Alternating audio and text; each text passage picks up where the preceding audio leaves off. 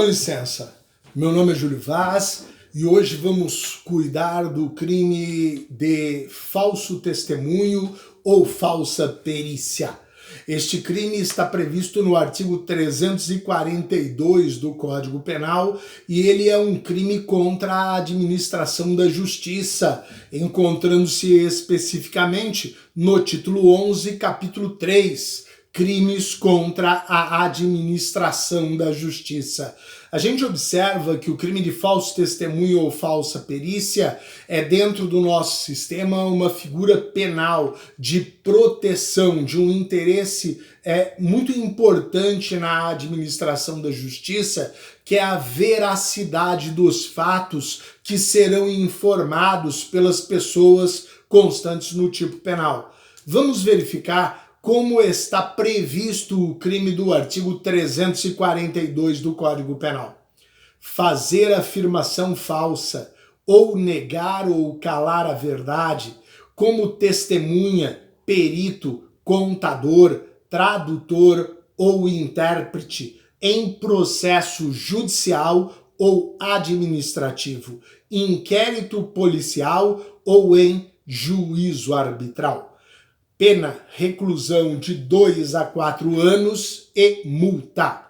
Nós possuímos ainda neste tipo penal do artigo 342 dois parágrafos, sendo que o primeiro cuida de circunstâncias específicas de aumento de pena e o segundo cuida de uma causa extintiva da punibilidade.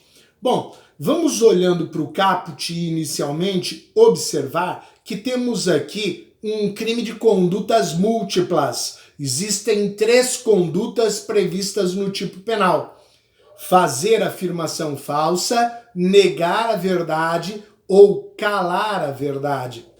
Calar a verdade, inclusive, é chamada de reticência. Calar a verdade é a reticência. Observo, estes comportamentos de fazer afirmação falsa, negar a verdade ou calar a verdade serão realizados ou pela testemunha, ou pelo perito, ou pelo contador, ou pelo tradutor, ou pelo intérprete. E aonde eles realizarão estas condutas? Aonde estas pessoas realizarão estas condutas? Em processo judicial, processo administrativo, inquérito policial ou em juízo arbitral. O que estamos protegendo neste tipo penal? Este tipo penal tem como objeto jurídico, ou seja, ele está tutelando, ele está protegendo a administração da justiça, em especial a veracidade das provas. Quando olhamos quem pode ser sujeito ativo deste crime, encontramos pessoas específicas. Temos a testemunha, temos o perito, o contador, o tradutor, o intérprete. Ou seja, poderíamos falar que temos um crime próprio, mas a doutrina foi além. E na classificação quanto ao sujeito ativo, estabeleceu que estamos diante de um crime de mão própria. O que é o crime de mão própria? O crime de mão própria se estabelece para os senhores porque o sujeito ativo, além de ter qualidade especial, é apenas aquela pessoa, ou seja, só ele pode executar a prática delitiva. É uma prática delitiva em que não vamos falar no falso testemunho em coautor. Vamos admitir, a jurisprudência admite a figura do partícipe. Mas imaginem, a testemunha à frente da autoridade e ninguém vai mentir ou alterar a verdade ou negar a verdade ou calar a verdade por ela. É apenas ela quem poderá fazer isto. Então, nós temos aqui como sujeito ativo as pessoas especificadas no tipo penal. E este é um delito ou um crime de mão própria porque a conduta só pode ser executada por aquela pessoa determinada que está prevista em lei. No que se refere ao sujeito passivo, nós vamos encontrar neste tipo penal a pessoa do Estado. Então, o Estado é o nosso sujeito passivo, o nosso sujeito passivo principal. Por quê? Podemos ter um sujeito passivo secundário? Sim, se a justiça recebe uma informação que não é verdadeira, ou se não recebe a informação verdadeira, alguém pode estar sendo prejudicado. Aquele que sofre o dano com a conduta delituosa é o nosso sujeito passivo secundário. Vamos repetir que nós temos 3 condutas núcleo neste tipo penal. Temos o fazer a afirmação falsa, temos o negar a verdade e temos o calar a verdade.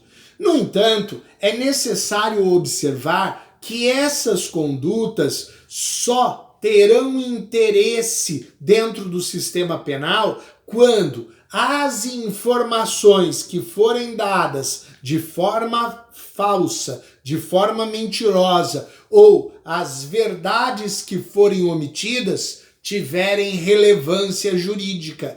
Ou seja, se essas informações tinham capacidade, tinham relevância de modificar o convencimento judicial, se o Poder Judiciário, em relação a elas, poderia ter modificado a sua decisão com o conhecimento relacionado a aquela questão. Se nada atinge a causa, não há crime de falso. Então, não atingindo a causa, não havendo qualquer relevância, não há por que falarmos em falso testemunho. Vamos observar uma curiosidade do falso testemunho, que ninguém responderá por crime de falso testemunho, agindo como testemunha, se o faz em interesse próprio, para proteger-se da imputação, exemplo, de uma prática delitiva. Ora, esta pessoa está protegida pelo princípio da autodefesa, pelo princípio de não se autoincriminar, pela tese da não exigibilidade de conduta diversa. Esta pessoa não tem, como qualquer pessoa não tem, a obrigação de autoincriminar-se ou de produzir prova contra si próprio. Observamos, o falso testemunho é daquela pessoa que age alterando a verdade ou omitindo a verdade em situação que não está ligada a ela, em que ela apenas é testemunha do fato. Observamos para os senhores que nós temos diversos personagens. Nós temos a testemunha, que é aquela pessoa que é chamada a trazer as informações que tem para a formação da convicção do juízo. Nós temos o perito, que é aquela pessoa portadora de um conhecimento técnico que vai analisar determinada situação ou determinado objeto e vai fornecer o seu laudo, o seu parecer técnico. Nós temos o contador, que é aquele que vai elaborar um laudo contábil, realiza contas. Nós temos o tradutor, que é aquele que verte para o idioma nacional a informação, o documento que ele possa ter. Nós temos o intérprete, aquele que faz entender ao juiz e aos demais personagens do processo aquela pessoa que não domina a nossa língua nacional ou que por alguma razão ela não tem como se comunicar. Há exemplo surdo-mudo que nós vamos precisar de um intérprete para que possa a gente ter a comunicação entre os personagens do processo e aquela pessoa. Observo que na falsa perícia o agente registra no laudo coisa diversa daquela realidade que encontra. Então falamos aí do laudo do perito, do laudo do contador, né, da manifestação do tradutor que verte para o idioma nacional. Estas pessoas têm que trazer exatamente a verdade que os seus conhecimentos técnicos lhe permitem auferir. Se eles alteram esta verdade, estão praticando o crime do artigo 342.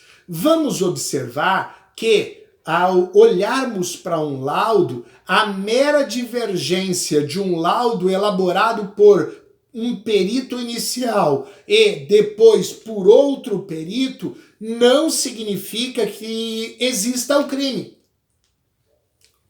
Pois divergências podem existir nas opiniões emitidas pelos técnicos, às vezes pela técnica utilizada, às vezes pelo maior ou menor conhecimento técnico de cada um deles. Merece também que a gente faça uma citação, observarmos e termos a visualização da tipicidade que estas pessoas que indicamos como sujeitos ativos, elas têm que realizar a conduta nos procedimentos previstos em lei, ou seja, não é em qualquer procedimento. Aqui a lei fala em processo judicial, em processo administrativo, em inquérito policial e no juízo arbitral. Veja, quando a lei fala no processo administrativo, está deixando de fazer menção a outros instrumentos administrativos, como, por exemplo, temos as chamadas apurações disciplinares e nós temos também as sindicâncias, muito mais comum aos diversos procedimentos administrativos, a chamada sindicância administrativa. Vejam, a sindicância não está prevista no rol de instrumentos do artigo 342. A realização das condutas do tipo pelos agentes descritos no tipo em uma sindicância, elas não produzem a ideia do falso testemunho ou da falsa perícia. Este crime do artigo 342 é um crime doloso, é um crime com dolo. Veja, há uma vontade livre e consciente de fazer uma afirmação falsa. Há uma vontade livre e consciente de negar ou calar a verdade. É lógico que quem faz uma afirmação falsa, nega a verdade ou cala a verdade, é porque conhece a verdade, sabe qual é a verdade dos fatos. Não temos modalidade culposa no crime do artigo 342, ou seja, aquela pessoa que complementa fatos acreditando que está falando a verdade porque teve uma falsa percepção da realidade e entendeu errado aquilo que tem por conhecimento, nós não temos o crime do artigo 342. Como dissemos, não existe na modalidade culposa. Vamos falar sobre consumação. Consumação. Bom, vamos olhar para cada um dos comportamentos de cada um dos agentes. Falando do falso testemunho. No falso testemunho, existem duas correntes que se estabelecem doutrinariamente sobre o momento consumativo. A primeira delas estabelece que o crime de falso testemunho está consumado quando a autoridade que preside o ato o encerra. Então, termina o depoimento. Alguns autores gostam até de especificar que o depoimento termina com a coleta das assinaturas. Aí finda-se o documento e não há como retificar aquele mesmo documento. Ele está encerrado. Então, para a primeira corrente, a consumação ocorre com o encerramento do depoimento da testemunha. Para a segunda corrente, nós vamos ter uma demanda maior de tempo, porque mesmo encerrado o depoimento, para a segunda corrente, só com o trânsito em julgado da decisão no processo onde ocorreu o falso testemunho é que temos o crime consumado. Isto porque até o trânsito em julgado, a testemunha pode retratar-se perante o juízo e dizer a verdade. A segunda corrente é adotada pela minoria e a maioria se posiciona pela minoria e a maioria se posiciona entendendo que o falso testemunho está consumado com o encerramento. Do depoimento. Vamos observar que nós temos a conduta do perito, que elabora o laudo.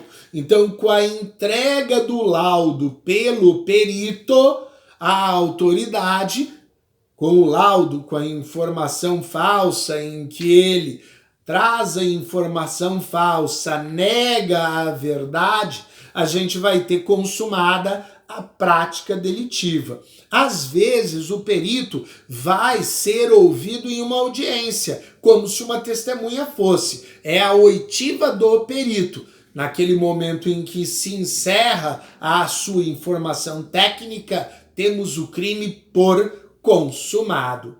Está consumado também na questão do contador, quando ele faz a entrega do seu laudo contábil. Na ideia do tradutor e do intérprete, naquele momento em que eles deveriam trazer a informação, o tradutor fazendo verter ao idioma nacional, ou o intérprete vencendo aquela dificuldade daquela pessoa e trazendo a informação que ela pode dar de forma inverídica. Naquele momento, nós teremos a consumação da prática delitiva. Observe, este crime do artigo 342 é um crime formal, ou seja, descreve conduta, descreve o resultado, mas não exige o resultado para a sua consumação. Vamos entender. A conduta é fazer a afirmação falsa, é negar a verdade, é calar a verdade. O resultado é prejudicar a decisão judicial, fazendo com que a formação da convicção do juiz esteja viciada. Mas vejam, falamos da consumação e não exigimos este momento, não exigimos uma alteração da convicção do juiz. Ou seja, não é necessária para o falso testemunho a alteração da convicção. É necessária a falsidade, a afirmação falsa, negar ou calar a verdade. Quando se fala de tentativa deste crime, nós também encontramos posições doutrinárias contraditórias. Por exemplo, Edgar de Magalhães Noronha sustenta que a tentativa é inadmissível, que não é possível a tentativa neste crime do artigo 342. Já Nelson Hungria e Damásio Evangelista de Jesus estão na corrente que entendem que a tentativa é admissível. E nós temos ainda uma terceira corrente. Esta terceira corrente, hoje mais ampla, apoiada por diversos autores, entende que adotamos a regra da teoria geral do crime. Para os crimes formais, admite-se tentativa quando nós temos um crime praticado na forma plurissubsistente, com 2 ou mais atos.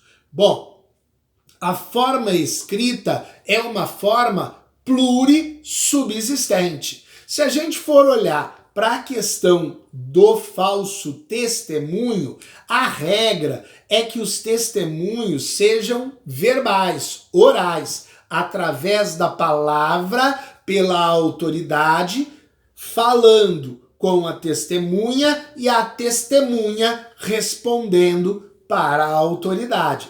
Mas vejam, nós temos no Brasil o artigo 221, parágrafo 1º do Código de Processo Penal. O artigo 221 caput, ele estabelece que algumas pessoas têm a possibilidade de estabelecerem quando serão inquiridos, marcando local, dia e hora, e vão ajustar isto com o juiz. No entanto, o parágrafo 1º vem a estabelecer as pessoas que podem responder por escrito. O presidente e o vice-presidente da República, os presidentes do Senado Federal, da Câmara dos Deputados e do Supremo Tribunal Federal poderão optar pela prestação de depoimento por escrito, caso em que as perguntas formuladas pelas partes e deferidas pelo juiz lhes serão transmitidas por ofício. Não sei se os senhores se lembram aquela situação em que investigado era o ex-presidente Michel Temer, em que, embora chamado a prestar depoimento perante o delegado da Polícia Federal, o senhor, então presidente Michel Temer, exigiu o seu direito do artigo 221, parágrafo 1º do Código de Processo Penal, a fim de que as perguntas lhe fossem feitas por escrito e que ele pudesse respondê-las também por escrito. Alguns autores discutem sobre se é possível haver um concurso de crimes pelo fato de uma testemunha mentir mais de uma vez, alterar a verdade mais de uma vez dentro de um processo. Então, ela mentiu na fase administrativa no inquérito policial, o caso virou um processo, ela veio e alterou a verdade naquele processo, foi chamada novamente a ser oitivada e mais uma vez alterou a verdade. E os nossos doutrinadores vão se posicionar que, sendo o mesmo caso, nós não temos um concurso de crimes. Haverá um crime único. Esta pessoa responderá uma única vez pelo crime de falso testemunho. Para o crime do artigo 342, nós temos a ação penal pública incondicionada, que foi praticamente uma regra aqui nos crimes contra a administração pública e contra a administração da justiça. Vou observar com os senhores que nós temos ainda no artigo 342 o parágrafo 1º, que cuida de circunstâncias ou causas específicas de aumento de pena. Pena aumenta-se de 1/6 a 1/3. Vamos verificar como está a redação do parágrafo 1º. As penas aumentam-se de 1/6 a 1/3 se o crime é praticado mediante suborno ou se cometido com o fim de obter prova destinada a produzir efeito em processo penal ou em processo civil, em que for parte a entidade da administração pública, direta ou indireta. A lei estabeleceu circunstâncias específicas de aumento de pena para o crime de falso testemunho ou falsa perícia de 1/6 a 1/3 a serem estabelecidas pelo juiz conforme o comportamento. Quando? Quando o crime é praticado mediante suborno. Lógico, aquela testemunha, aquele perito que alteraram a verdade porque foram subornados, merecem ter uma pena maior. Observo que nós temos aqui o motivo em que o sujeito ativo veio a praticar a conduta delituosa.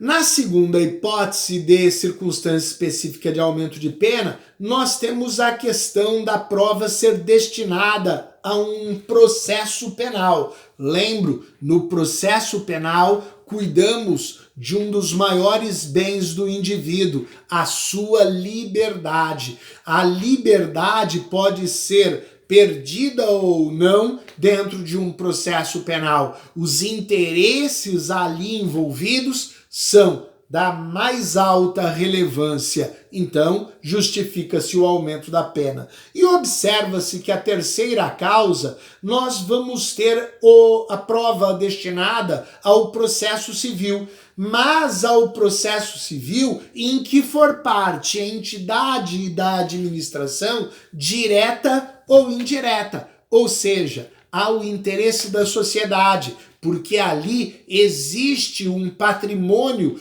coletivo, um patrimônio da administração, que é coisa de todos nós. O parágrafo 2º, ele também merece comentários e ele cuida da retratação. Vamos observar o texto do parágrafo 2º. O fato deixa de ser punível se antes da sentença, no processo em que ocorreu o ilícito, o agente se retrata ou declara a verdade. Vamos observar que estamos diante de uma causa extintiva da punibilidade, mas que a retratação ou a declaração da verdade deverá ocorrer antes de ser proferida a sentença no processo em que ocorreu o ilícito. Ou seja, naquele processo em que a testemunha trouxe a inverdade, em que o perito alterou a verdade, em que o contador modificou os cálculos, em que o intérprete ou o tradutor alteraram as informações que deveriam ter apresentado.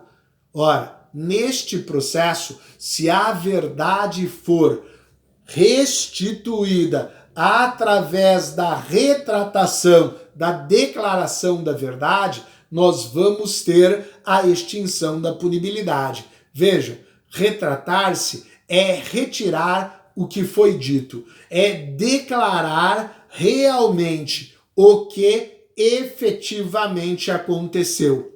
A retratação, entendem os autores, ela não precisa ser espontânea, ela pode ser provocada. Por exemplo, aquele juiz que durante a audiência percebe que a testemunha está calando a verdade, não está informando o que sabe. Então ele a adverte dizendo que ela poderá responder pelo crime de falso testemunho do artigo 342, responder sob as penas da lei. E a testemunha, então, embora não espontaneamente, mas com esta provocação, ela vai falar a verdade. Vejam, tem que ser uma manifestação voluntária. Ela fala a verdade por ser a vontade dela. Ela não está sendo coagida por qualquer forma